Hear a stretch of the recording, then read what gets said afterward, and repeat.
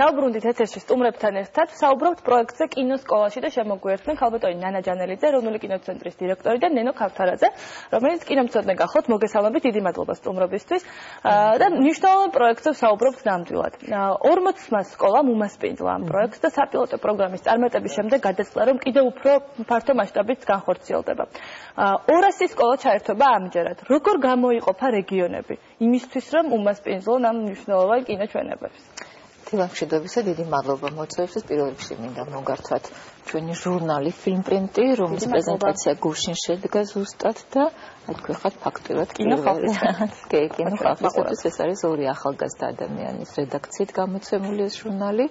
ძალიან საინტერესო არის და შეიძლება ითქვას, რომ ყველაფერი ახალი არის, კარგად დავიწყებული ძველი, რო გადაათვალიერებთ ამ ჟურნალს, საინტერესო არის. დიდი მადლობა. ეხლა მინდა კინოსკოლაზე ჩვენ საყვარელ პროექტზე ვისაუბროთ. ჩვენ მოგეხსენებათ, რომ შაშან ვიყავით 40 სკოლაში შესული, ეს არის კინოცენტრის პროექტი, 40 რეგიონში, უბრალოდ რეგიონის 40 სკოლაში. მოგეხსენებათ, რომ კინოს მოკლებული არიან რეგიონის მოზარდები და ამიტომ გადაწყვეტეთ, რომ სკოლაში გაკვეთილების შემდეგ ჩვენს მიერ მომზადებული კინო სპეციალისტები, კინო პედაგოგები გავაგზავნოთ და ვაჩვენოთ მსოფლიო კინოს შედევრები. ნენო ერთ-ერთი მათგანი არის. და იმის გამო, რომ არაჩვეულებრივად წარმატებული აღმოჩნდა ეს პროექტი, ბავშვებმა დაგვიწერეს 40-მდე სცენარი, გადაიღეს 5 ფილმი, საოცარი აზროვნება გამოავლინეს და ძალიან გაეხსნათ, ესე იგი, გემო კინოსადმითა მაღალი დონის ნამდვილი ხელოვნებისადმი. გადავწყვეტეთ, რომ ეს პროექტი გაგვევრცელებინა. რასაკოლია ძალიან ამოგვიდგა მხარში კულტურის მინისტრი, მან იმ წამსვე შეაფასა ეს პროექტი და ჩვენ გადავწყვეტეთ, რომ წელს დაგვეფარა 2015 წელს უკვე 200-მდე სკოლა და გამოვაცხადეთ კონკურსი. სკოლების შერჩევა მოხდა ისე, რომ ვინც გამოგვეხმაურა ჩვენ და 500-მდე სკოლა გამოგვიხმაურა. წარმოგიდგენთ, რამხელა მასშტაბი აიღო ამ პროექტმა და აი ჩვენი ასე კინო სპეციალისტები და ასეთი ყავდა 13 თუ 16 აღარ მახსოვს, გუშინ დააბრუნდნენ, მათ ასე ვქეთ დაზვერეს მთელი საქართველო, ჩაატარეს მონიტორინგი, ნახეს აი ყოველი სკოლა, რომელსაც ქონდა პრეტენზია, რომ ყოფილიყო ჩვენი ესე იგი პარტნიორი და ჩამოგვიტანეს უკვე დიდი სია, ახლა ზუსტად წამოსვლის წინ მე ვიწერდი. მართალი გითხრათ, ჩვენთვის ერთ-ერთი პრიორიტეტი იყო არაქართულენოვანი სკოლები, აი ყარაჯალა, განძა, ხორნაბუჯი, ახალქალაქი, ახალციხე, უკვე გამოთქვეს სურვილი, იქნება სოფელი, ახლა რაღაც საინტერესო სათაური ქონდა, რომელიც მე არ ვიცი, ახლა ვერ ნახე აქა. ნუ ყოველ შემთხვევაში ამ სკოლებმაც გამოთქვეს სურვილი, რომ მონაწილეობა მიიღო. კიდევ უფრო მნიშვნელოვანია. ძალიან მნიშვნელოვანია და მათთვის ჩვენ შეიძლება სპეციალური პროგრამაც კი გავაკეთოთ. რადგან მათ ცოტა უჭირთ ქართული და ისედაც ქართულ ენაზეა, მაგრამ შეიძლება აი ამ კუთხით იყოს კიდე შერჩეული ფილმები. გარდა ამისა, ძალიან გვინდოდა მაღალმთიანი საქართველოს მოგვეცვა ამ პროექტში, იმიტომ რომ წარმოიდგინეთ თქვენ, რომ არის სკოლები, სადაც ხანდახან ერთი მოწაფე ზის, მაგრამ კინოსკოლაში იქაც უნდა ჩავიდეს და იმ მოწაფისთვის უნდა ჩავიდეს ჩვენი კინოსპეციალისტი და მას გაუმართოს ეს ჩვენება და ასეთებიც არის. ჩვენ ფაქტია გვაქვს ახლა აქ ჩამოვწერე მთელი, ესე იგი ეს არის როგორც იმერეთი, ზემო იმერეთი, რაჭა ლეჩხუმი, რაც ძალიან გამახარა, სამეგრელო, გურია.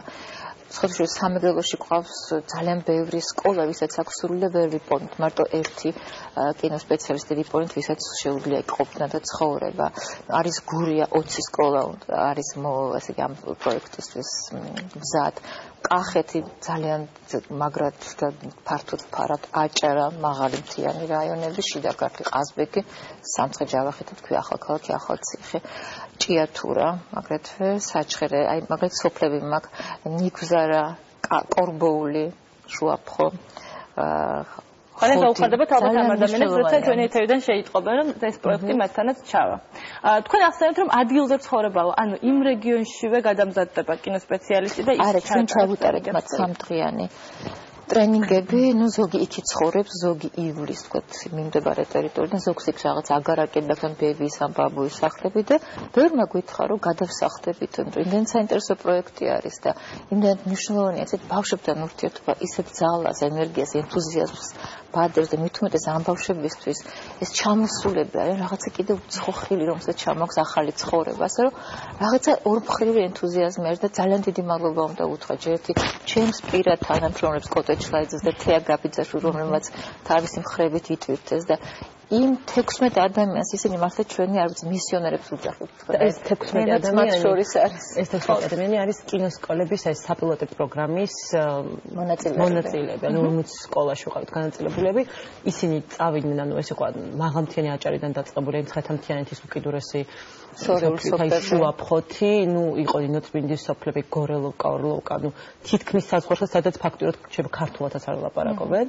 და აი ამ ადამიანის მონიტორინგის შედეგად ჩვენ გავიგეთ იქ უკვე რა პროექტორი, ეკრანი, კეთილგანწყობა, გამოდის რომ ძველი კინოსკოლელების ჯგუფი აი ამ ახლებს რაღაცნაირად გზას გაუყოლებს იმისთვის რომ შემდეგ ესენი ჩავიდნენ და ის 16 ადამიანი თავის მხრივ რა თქმა უნდა ამ 200 სკოლას მოიცავს დანარჩენ. ხო, 60 სპეციალისტი იქნება ჯამში. და მინდა კიდე დავუმატო, რომ იცით რამდენიმე სკოლა არის, სადაც აქვთ სურვილი რომ მიიღონ მონაწილეობა, მაგრამ ზოგს არ აქვს პროექტორი, ზოგს არ აქვს ეკრანი.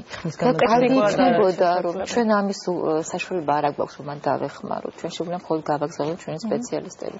კარგი იქნება თუ ეს სკოლები მიაწოდებენ თავიანთ მუნიციპალიტეტებს რომ აი უნდათ ამ პროექტში მონაწილეობა, იმიტომ რომ ეს უკვე იცით ისეთი პროექტი გახდა რომ მთელი სახელმწიფო არის ჩვენი მხარდამჭერი და მე დარწმუნებული ვარ რომ მათ დაეხმარებათ ყველა მუნიციპალიტეტი არებინ არ დაეხებს უკან რომ ბავშვებს უყურებენ ან ეკრანი ან პროექტორი ეხეს ნამდვილად ყოველს ინტერესში არის და აქტიურად უბრალოდ ჩვენ მათ ყველაფერში დაუჭერთ მხარს უნდა წერილებით დავეხმარებით რომ მუნიციპალიტეტმა გამოყოს მათთვის რაღაცა ძალიან კარგი. ნენო ახსენეთ რომ თავად მონაწილეობდით ამ საპილოტო პროგრამაში და საინტერესოა ალბათ თვითონ კინომცოდნეს თვალით დანახული ბავშვები, მასპინძლები რეალურად რომლებიც გელოდებიან და აინტერესებთ ის ფილმები რომელიც ჩაგაქვთ. პროცესი უშუალოდ როგორ მიმდინარეობს.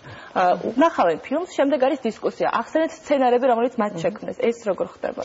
ანუ მე ვიყავი მცხეთამთიანეთის რეგიონში მქონდა ჟინვალის რაღაც ფილმშორები. უნდა ჩავერთო ერთი წუთით. აი სადაც იყო ნენო იმ სკოლების დირექტორებმა მithres რომ თქვენმა პროექტამდე რასაკულა ნენომაც შეგვიწყო ხელი რომ ბავშვები დაკავებულები იყო სკოლაში მიდიოდნენ უკვე 3-4 ბავშვი ყავდათ სკოლაში და აი ამ პროექტის გამო ისინი მიბრუნდნენ უკვე ანუ ეს პროექტი გაცილებით დიდი რამ ვიდრე კინოს ჩვენება თვითონ რაც შეეხება ფილმებს ჩვენი სპირტ იყო მსოფლიო კინოს შედევრები რაც არის კლასიკა უმეტესობათან შავ-თეთრი ფილმები და დავეთანხმებით რომ ეხლა უკვე ბავშვები როცა უფრო სანახაობრივ კინოს არის მიცხოვრები თავიდან ცოტა უჭირდათ მაგრამ დისკუსიის დროს ეს მხოლოდ კინოზე საუბარი აღარ იყო ისინი ყვებოდნენ თავისპირად პრობლემებს რეგიონის პრობლემებს სკოლის პრობლემებს რამდენჯერმე მე ვცადე თქვა აი თემატურად როცა ჩვენ თქვა თენგიზ აბულაძის ვედრება ლიტერატურის მასწავლებელი ჩამერთო რომ რაღაცნაირად აი პროგრამულად უკვე ის სხვანაირად საინტერესო ყოფილიყო თქვა ვაჟა-ფშაველა მათთვის მაგრამ დაწყობ ვქოთ ჩვენთან კინოს სკოლის პედაგოგებთან უფრო მეგობრული და უშუალო რა როგორც პედაგოგებთან ესეთი დამოკიდებულება აქვს და აი ამის მე რაღაცნაირად სკოლის მასწავლებლებთან შეიძლება კიდე ისე ვერ გაიხსნა კომუნიკაცია შემდეგ დისკუსიის შემდეგაც გრძელდება სოციალური ქსელების საშუალებით თუნდაც ეს სცენარები ხო ელექტრონულად მიგზავნიდნენ რაღაც შენიშვნებს ვაძლევდნენ შეიძლება უკვე სოციალური რაღაც არის ბრენდი შეიძლება გახდა კინოსკოლა და კინოსკოლელი უკვე